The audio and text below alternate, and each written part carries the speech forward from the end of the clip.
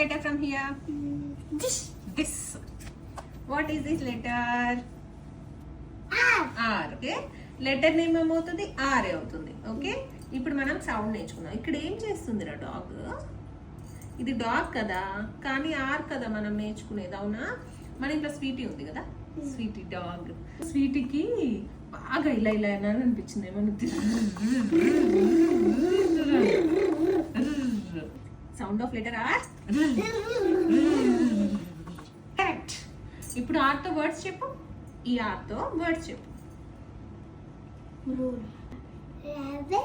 Rabbit. Rabbit. Rabbit. Rat ఉంది కదా. Rat.